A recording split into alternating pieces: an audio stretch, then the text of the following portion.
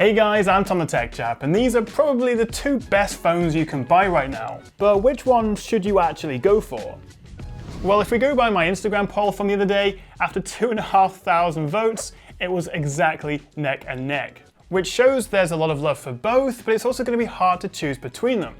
So I've had them both in my pocket for the past month or so. I was using the Note 20 Ultra as my everyday phone. I'm trying to avoid the daily driver cliche there. But when the iPhone 12 Pro Max came out, I was pretty excited to try out the fancy camera setup with the larger sensor and that unique DSLR style kind of stabilization. Plus, I just like the idea of a big iPhone with an extra long battery life. So I'm thinking this is it. I'm usually an Android user first, and then maybe carry an iPhone with me, but along with the awesome new M1 MacBooks, I thought it's time. I'm gonna transition. And so here I am today with both phones in front of me, having extensively tested and used them both, and I've gone back to the Note. I'll get to the specs and the side-by-side comparisons and all that proper review stuff in just a second. But to be honest with you, looking at the specs or just, zooming in on some side-by-side photos to see how one handles the dynamic range in clouds or which one shoots more stable video, I think is kind of missing the point. The experience of using the phones is just so different and unique, and it's kind of like deciding which is best between a Windows laptop and a MacBook. Yes, there are hardware differences, although actually right now the M1 Mac is just blowing everything else out of the water, but for most people, including myself, it comes down to the experience, what you feel most comfortable with, and which one offers more of those exclusive features that you actually use. For example, if I put the specs side by side, yes, the A14 chip in the iPhone is faster, but the 120Hz screen on the Note actually makes it feel faster to use. The 60Hz screen and relatively long, albeit lovely and smooth animations, just felt like it was holding me back sometimes. The Note also has a much bigger battery, yet the iPhone lasts longer. I'll come to that in a second. And they both have triple camera setups, but with wildly different sensors and resolutions. And particular to the huge Pro Max, I just don't think iPhones, or iOS, is that well optimized for big screens. As I'm using it, there's lots of finger gymnastics going on where I have to reach the top of the screen to swipe down for the notification panel or the control center. On the Note, I can just swipe down from anywhere on the home screen to open it. And despite the size, there's still no option for split screen to have two apps side by side. Which is why personally, even though I am a power user and usually want the biggest phone you can get, I would actually pick the iPhone 12 over the 12 Pro Max. It just makes more sense. I know you are missing out on that slightly bigger sensor and that extra stabilization, and the battery is not quite as good, but it's $100 cheaper, and crucially, it's just a lot more comfortable to use. Of course, the Note is just as big, albeit a little bit taller and thinner than the iPhone, but I'd say the way at least Android is optimized, it just feels more comfortably big. Now at this point, you're probably thinking, oh, stop whining, you Android fanboy, just because you don't know how to use an iPhone doesn't make it bad. And you're right, but that's why I think the question of which is best is such a personal, experiential question. I mean, the Note 20 Ultra also has its fair share of problems. For a start, this is actually £80 or $100 more expensive than the iPhone. It's also really frustrating how in the UK and several other countries, we get the kind of average Exynos 990 chip instead of the Snapdragon 865, which my North American friends get, which is a good deal faster and actually helps the phone last a couple of hours longer. To sell the exact same phone but with two different chips and two different kinds of performance and battery life figures is a bit unforgivable. I also find the optical fingerprint reader a little bit hit or miss. Face unlocking is okay, but I would love it if they could maybe squeeze in the IR sensor that we get on the iPhone onto the Note. I realize face unlocking isn't as important these days when we're always wearing masks out and about, but yeah, the combination of the optical reader, you can see there it was like 1 out of 2 times it worked. It's not my favorite on this. I think there's also quite a few gimmicky features, like all the air gestures with the S Pen, which looks cool in commercials, but I think is rarely used in real life. And finally, it takes ages, often 6 months up to a year before Samsung phones get the next version of Android.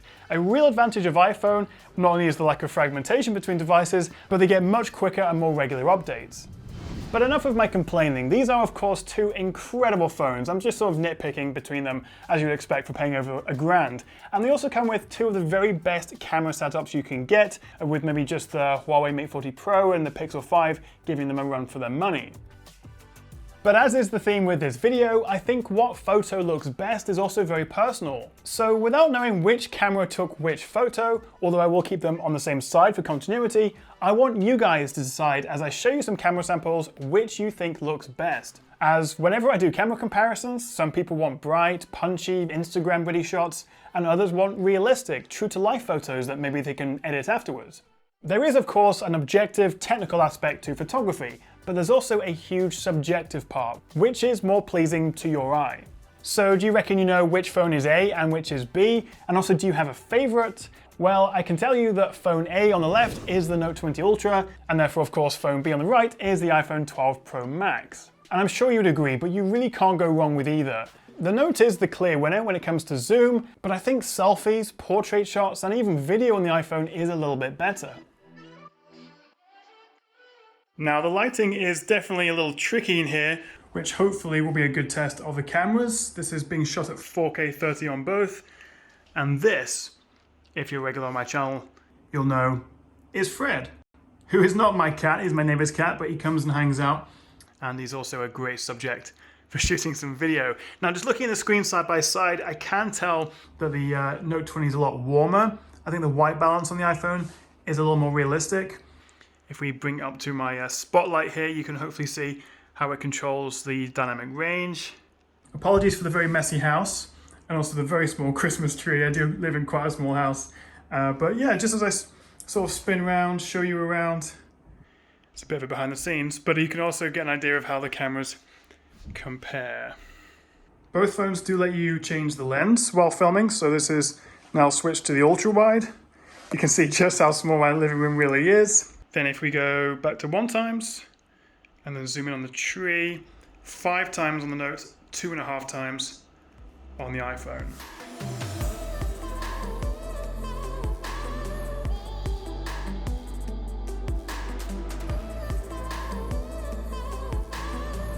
You know what, through all of that out of the window, I figured out how to decide which is best. The iPhone can stand on its own. There you go. But what about battery life? Because one of the reasons you might want to buy these super expensive, huge phones is that you expect to get the best battery life possible. Well, starting at 100% and with both phones set up identically, Wi-Fi on, 150 nits, background apps closed, I ran a pretty intensive varied battery drain test. And after a non-stop 7 hours and 40 minutes, the Note 20 Ultra finally calls it a day, leaving the iPhone the clear winner with 15% of its battery remaining, which is good for probably another hour of use. And actually that test kind of confirms my findings in real life use, where I tend to have about 35–36% of my battery left at the end of a normal day on the Note, and about 42–43% on the iPhone. So both will easily last you a day and a half, but the iPhone wins when it comes to battery life. But they do both support wireless and reverse wireless charging, which has been improved further on the new iPhone with the MagSafe accessories. Now, the last thing to consider are the exclusive features, the extra bits that might tempt you one way or another. So, with the Note, of course, one of the big selling points of this is the S Pen. There's simply no other phone out there that gives you this kind of experience for doodling, drawing, or even using it as a remote shutter button. Now for me, I do use the S Pen, but not all the time, and I didn't really miss it that much when I was using the iPhone, but I know for a lot of you guys it's a huge selling point and probably the biggest reason why you might want to go for the Note. We also get things like wireless DeX, which gives you a full desktop experience with the phone, and together with the microSD expandability, the up to 12 gigs of RAM and the S Pen, it's a proper little productivity hub. You can also shoot 8K video, although that's not something most of us would really use. And of course, one of the benefits of running Android is that you do have a lot more customization options. So you can actually go into the advanced features, enable reduce animation time. You can even go into the developer options and reduce how long the animation duration is. And so then paired with the 120Hz screen, it just feels so much faster than the iPhone.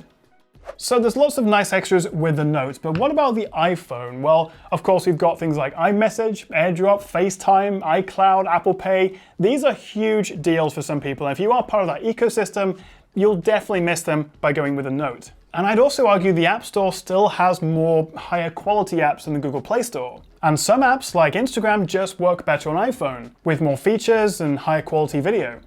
On iPhone, you can also access Apple Arcade, which has some pretty fun games in it, although while the gaming experience generally I found to be a little more consistent on the iPhone, it obviously can't take advantage of higher frame rate options in games that offer it. So to sum up, reasons to buy the Note. Well, I think it feels faster. We get the S Pen and lots of productivity features like DeX. The camera and the zoom are very, very good. We also get nice to haves like USB-C, thinner bezels, and personally, this is just me, I prefer Android, especially on a big phone like this. However, the iPhone does last longer. I think it has a slightly better all-round camera, particularly the front selfie camera. The 3D face unlocking is very useful when it comes to unlocking it, and also we haven't really talked about this, but we have the LiDAR sensor on the back, which helps with faster focusing in low light, and also makes the experience using augmented reality much better. It's a lot more precise, so you can do measuring and sort of 3D scanning with this. Not everyone's going to use it, but it is a nice extra. You of course get all those iOS exclusives like FaceTime and iMessage and AirDrop. It's also $100 cheaper, and not forgetting that this will actually hold its value for longer than the Note. So if you come to trade this in or sell it in a couple of years, you'll get more back for this than you would the Note. So I never thought I'd say this, but I think between the two, the iPhone is actually slightly better value for money. Objectively, I would probably say the iPhone is the better bet for most people. But for me, I would go with the Note.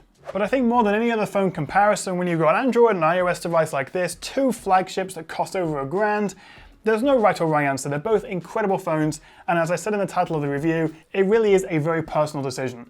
So what do you think? Which one would you go for and why? Let me know in the comments below. Thank you so much for watching, guys. I do hope you enjoyed the video, and I'll catch you next time right here on the Tech Chap.